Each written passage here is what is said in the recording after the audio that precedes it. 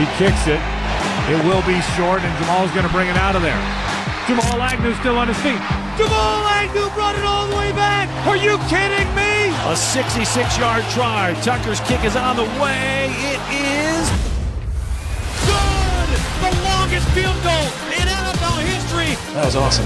Lamar was like, just throw it up. I was like, okay. Touchdown. Don't look away. Keep watching me. Keep watching me. Keep watching me. Anytime you come up short, it's not a great feeling. Everybody's not happy with how we played. I believe in this football team. I believe in what we can do and what we will do. I don't apologize for winning these games, no matter how we won them. They are sparing no punishment on Justin Fields. I was trying to throw that ball away. Marquez went up there and snatched it. Touchdown, good guys. Kyle Juszczyk, he'll dive into the end zone. Their first lead of the night. Rodgers marshals the Packers into position. 3 seconds to go, down 1. Kick to the upright. Good! Mason Crosby has done it again.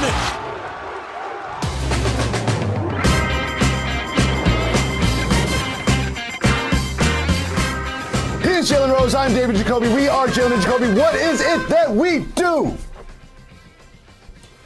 We watch the Lions play football every weekend. That's what we do. I was so worried about you.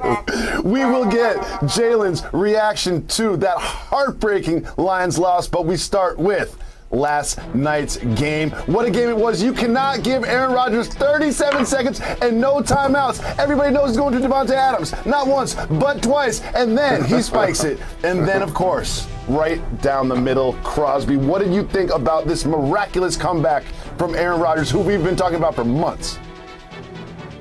I love the chess game that I was watching between the head coaches as well, Shanahan and LaFleur. It seemed like they pulled out all of the stops in the playbook. It seems like Shanahan was looking over at Rodgers like, you see the kind of stuff we running? That's how it would look over here if you was running with us. And then LaFleur was like, this is my guy right here. We're going to feed Devontae Adams. Aaron Jones leads the league in touchdowns currently, and it's no surprise to anyone. When we looked up at the clock and knew Aaron Rodgers had enough time to march his team down the field, it was likely that it was going to happen. However, he made some great throws, Jacoby. Mm-hmm. It wasn't a given by any means, and I like the way he celebrated playing against his home state, who snubbed him on draft night. You could tell it was personal. You saw him playing with emotion. And you know what else I like? Every time I look over at the sideline, it seemed like Aaron Rodgers was the associate head coach. Didn't it seem like that? He was standing there just looking at the playbook, making calls on defense, doing whatever he could to be engaged. Terrific win by the Green Bay Packers, who covered for me +3. Well, Jalen, one thing about Aaron Rodgers is after week 1 and after that offseason, we were all looking at it like, is this going to go south? Is this going to go bad? But that last night, as you mentioned, engaged is a really good word, because that was a game for the record books. We will never forget this comeback. It came at prime time on Sunday night after a great day of football. Well, a great day of football for everyone outside of Michigan. Mr. Rose, my heart goes out to you. The Lions were so Lionsy yesterday. What a great game they played. They've got Lamar Jackson, 4th and 19. 4th and 19. And then what happens, Jalen? Hey, fam, look. I got tears in my eyes, dog. Like, I'm for real. Like, the city of Detroit is so extremely loyal. It's almost like we don't deserve this abuse. Like, we won one playoff game in 60 plus years, and we carry that flag high like we're the New York Yankees, okay? And then we get an opportunity to have Lamar Jackson at a 4th down and 19. I can't lie. I almost was like, this disrespectful. I'm like, they really gonna try to do this? Like, we about to crush Lamar. I was like, we about to crush Lamar. And then you know what I thought? I was like, wait a minute. I thought about Mahomes to the cheetah. And I was like, you know what? He gonna complete this. Mm-hmm. He stood in the pocket, And for everybody that says, oh, Lamar Jackson isn't a pocket quarterback, you're not watching the NFL. Did you see him take his time, Jacoby, survey the field? And like the QB killer Warren Sapp once taught me, just standing there burping the baby. Just burping the baby. Looking all over the field. And then all of a sudden they get in range. And you know what they do? They even get away with a penalty. That's so Lionsy. They got away with a penalty. And then, dog, Justin Tucker. On the day we honor Megatron, the Megatron's last season, Aaron Rodgers threw a Hail Mary against us, dog. And he dropped to his knees. Megatron was getting honored yesterday, and he's not even associating with the team. He was there with his family, his mom, his dad, and wife. They had to witness Justin Tucker make a 66-yard NFL record field goal. And you know what else? Tom Dempsey, who had the original record, he did that against the Lions also. It's like I'm concussed. I need to be in the protocol. Like they should have did with Devontae Adams yesterday. That should be me today. I can't believe that happened, man. I'm so disgusted right now. Jalen, let me spin it. The Lions played the 49ers, showed some fight, played the Packers, won the first half, and they had this game sewn up, 4th and 19 with the Ravens backed up. This Lions team is actually better than I thought because we all knew they were going to be 0-3. And Jalen, I'm predicting a win next week. I'm predicting a win next week against the Chicago Bears. It's happening. It's going to happen for the Lions. And one thing about Justin Tucker who needs to be celebrated, because I know you're from Detroit and you want us to talk about the Lions side. When Lamar Jackson threw the ball out of bounds, that was to set up a 66-yard field goal. I'm assuming he's like, I need to complete. I need to get us closer. But that's how much faith he has. See, look at this play. Look at the field goal line. That's the field goal line to get. And he just threw it away because he knew that Justin Tucker had the leg to kick a 66-yarder. And when it bounced off the upright, because when you're watching at home, you can't tell if it went forward or backward. The second it touched that net, I was like, oh no. Oh no. Jalen, I don't think this is an emotionally abusive relationship. That right there is the definition of 2 words. Big trust. You're going to throw the ball out of bounds now. You ain't trying to get no more yards. You ain't even trying to get an out route or nothing. It's like we're going to throw the ball out of bounds. We would rather get an incomplete pass and get Justin Tucker out there for a 66-yard field goal. I would have rather it gone straight in without hitting the upright. It hit the upright. It played with my emotions. And we lost the game. There is a former Lion who's not 0-3. They are 3-0, and that is Matt Stafford, and his Rams went up against the Tampa Bay Bucks, the Super Bowl champion Tampa Bay Bucks, and they look great. We said that the winner of this game would be the favorite in the NFC, and I felt that way after watching this. What do you think of Matt Stafford and the Rams? Cooper Kupp, Deshaun Jackson hitting his head on the goalpost, playing in his home state. And shout to Cali, who got Kawhi Leonard, Paul George, and Russell Westbrook all playing professionally in their home state. But you mentioned it, Matthew Stafford. A lot of people getting a chance to see him on the big stage for the first time. And we just saw why, because he played for my Detroit Lions. And he has that offensive guru right there in Sean McVay. And the thing is, that big arm, he's always had it, ladies and gentlemen. The key for him is just to stay healthy. That's it. And at the beginning of the game, he was a little bit off. Maybe a little bit of jitters. A couple of throws were off. You're going against Tom Brady. You're playing on a big stage, but he got it together. His defense allowed Tom Brady to be pedestrian most of the day. They didn't get the big explosive plays that they normally get as a Tampa Bay Bucks offense, and that's why the LA Rams are a legitimate contender, not only in the NFC, but to potentially win the Super Bowl.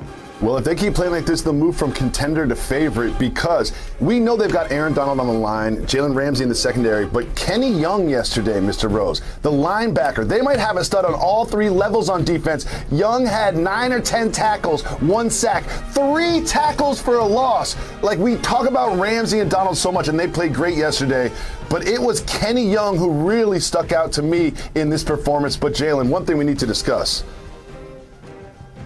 Jalen Ramsey's outfit before the game. When you show up to the game in your Rams car with a Rams mariachi outfit, you cannot lose. That's when I knew they were going to win. The Bucs had no chance after this. What do you think about the trip? I think when I saw this year's draft and I saw Jalen Green and I see Jalen Ramsey, I just think it comes with the name. You saw Suggs. Jeezy once taught you, dog. You get jammed up, don't mention my name. That boy was cleaner than a board of hell. And it's only right.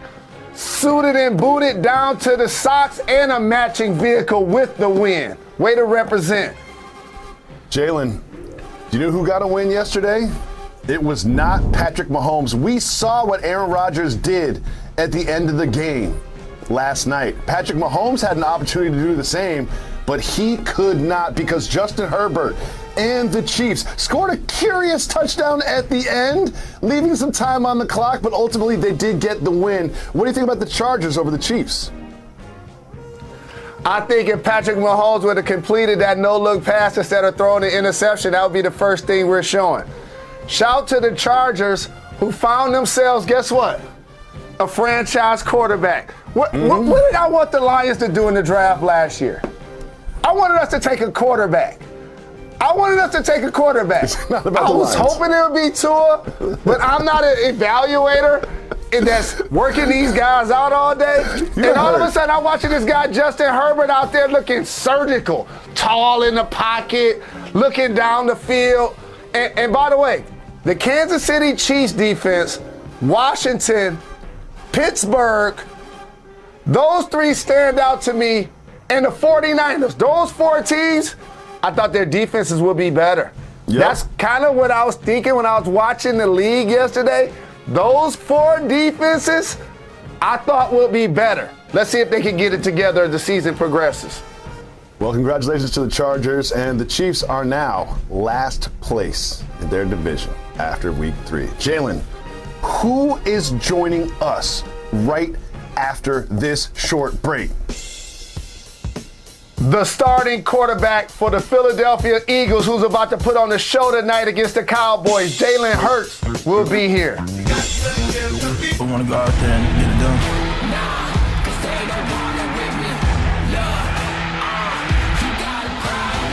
Going into your home opener on a Monday night, we know what that atmosphere is going to be like.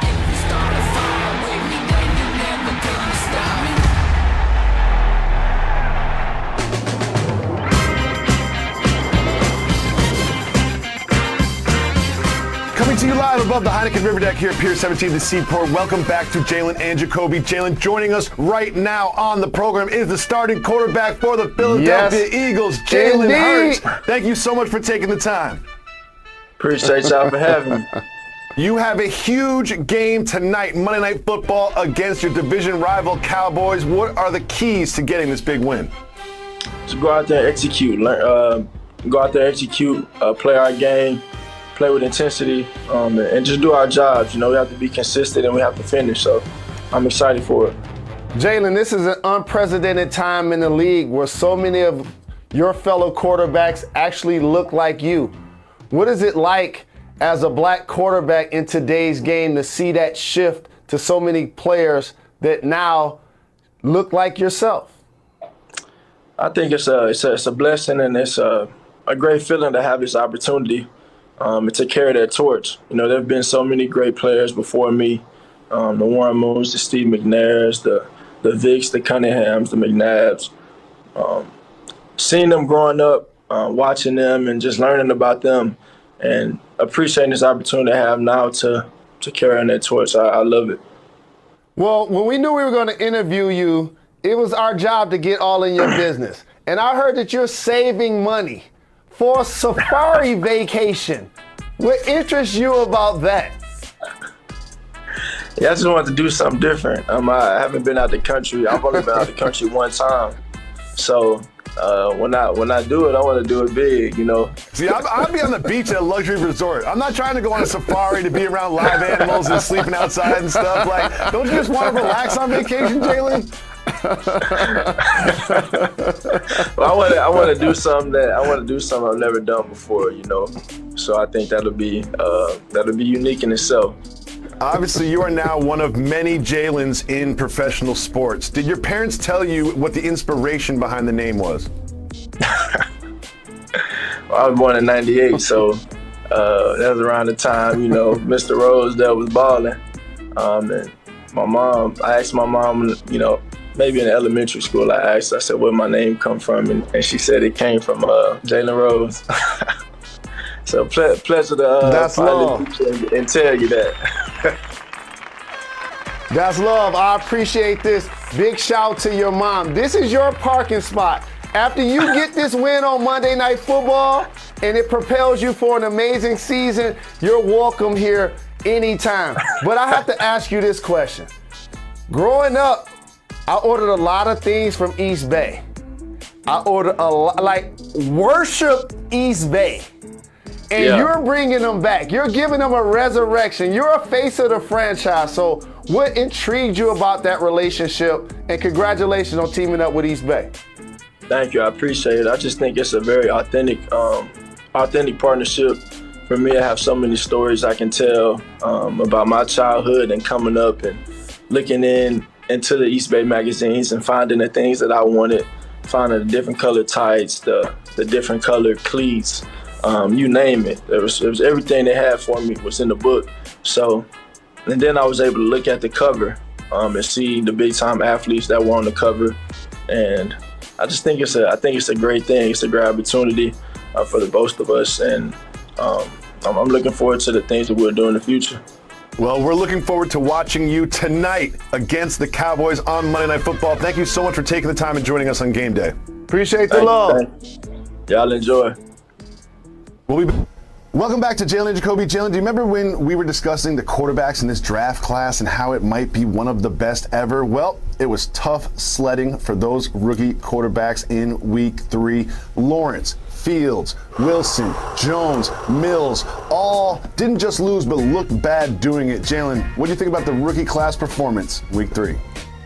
A lot of ground to cover, short time to do it, but each situation is different. Trevor Lawrence, anytime you go number 1, that means you're going to a bad team. And that's what the Jacksonville Jaguars are. How about when you go to the Jets? See Sam Darnold, who exited stage left, and his team is now undefeated. How about mac and cheese? The Patriots had 2 quarterbacks going into camp along with Cam Newton. I believe he would have been a starter had he not been forced to miss those couple of practices due to COVID protocol. And so Justin Fields, Myles Garrett. He was unblockable when they played against the Bears. It really was. And of these 5 quarterbacks watching these games, like, I didn't even see flashes of potential in these games. Like, it wasn't like, Davis Mills probably had the best performance of all 5 of these players on Thursday night against the Panthers. But Trey Lance also, you notice we didn't mention him because they got down in a short yardage situation and he scored a dynamic touchdown. And you know who he resembled? Colin Kaepernick. What an irony. We had starting quarterback of the Philadelphia Eagles on the program today. He faces off against the Cowboys tonight on Monday Night Football. How do you see this one going down? Shout out to my brother Brandon Graham, who's out for the rest of the season for the Eagles due to an injury. Jalen Hurts can't play defense. This is going to be a chance for Dak to spread the football around. And for all of the Cowboys supporters and pundits, they're going to wake up tomorrow and say the Cowboys are going to be the favorites to win the NFC after tonight's performance. But Jalen Hurts is going to get his also. I anticipate at least 250 yards passing, 75 yards rushing, 1 or 2 TD passes, 1 or 2 rushing yards, 1 or 2 rushing TDs. He's going to do work regardless. This is a pivotal game for the Cowboys. I mean, they looked good week 1 against the Bucs. They looked good against the Chargers, who just beat the Chiefs. But they need to win tonight, especially because this is a division game. When you said they'll be the favorites to come out of the NFC, I thought you said NFC East. I would say they're favorites to come out of the NFC East, but from what I saw against the Bucs and Rams, I wouldn't say the NFC. We'll be back tomorrow, 4 p.m., ESPN2.